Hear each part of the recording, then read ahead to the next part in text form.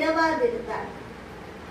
லூக்கா 22:64 அவருடைய கண்களை கட்டி அவருடைய முகத்தை அறைந்து, உன்னை அடித்தவன் யார், அதை ஞானதிசையினால் சொல் என்று அவரை கேட்டதும் அன்றி அநேக தூஷண வார்த்தைகளும் சொன்னாங்க. ஆனா அநேக அற்புதங்களையும் அடையாளங்களையும் பார்த்த ஜனங்களே ஏசப்பாவை சிலுவையில் அறையும்னு கூக்குரலிட்டாங்க. அதனால இயேசு கிறிஸ்து ஜனங்களுக்காக பிதாவினிடத்துல பரிந்து பேசுகிறார். பிதாவே, இவர்களுக்கு மன்னியும் என்று சொன்னார்.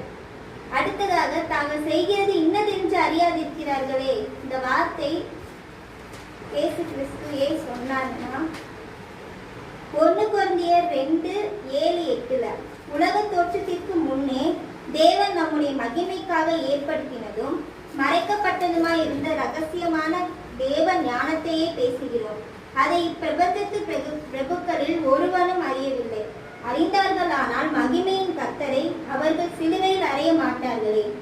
இயேசு கிறிஸ்து ஜனங்களை பாவத்திலிருந்து ரட்சிக்கவும் மனம் திரும்பவும் இந்த உலகத்திற்கு வந்தார் என்ற தேவ ஞானம் ஜனங்கள் கிட்ட இல்லை. அதனால அவரை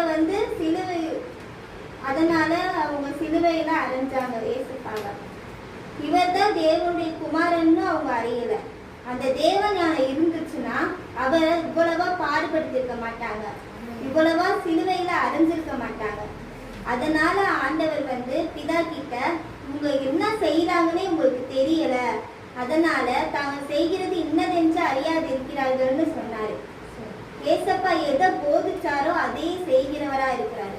மத்தேயு 5:44 நான் உங்களுக்கு சொல்லுகிறேன், உங்கள் சத்துருக்களை சிநேகியுங்கள், உங்களை சபிக்கிறவர்களை ஆசீர்வதியுங்கள், உங்களை பகைக்கிறவர்களுக்கு நன்மை செய்யுங்கள், உங்களை நிந்திக்கிறவர்களுக்காகவும் உங்களை துன்பப்படுத்துகிறவர்களுக்காகவும் ஜெபம் பண்ணுங்கள். அவரை எவ்வளவோ பரியாசம் பண்ணனாங்க, எவ்வளவோ இகழ்ந்தாங்க, அவரோட முகத்தை மூடி கொட்டுனாங்க, எவ்வளவோ அவங்க பண்ணாலும் ஆனாலும் அவங்களை தண்டிக்காம இதாக்கிட்ட அவர் ஜெபம் பண்றாரு.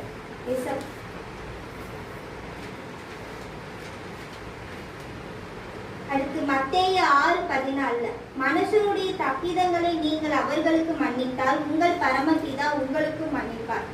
ஆண்டவர் போதிக்கிறவர் மட்டுமல்ல, அதன்படி செய்கிறவருமாய் இருக்கிறார்.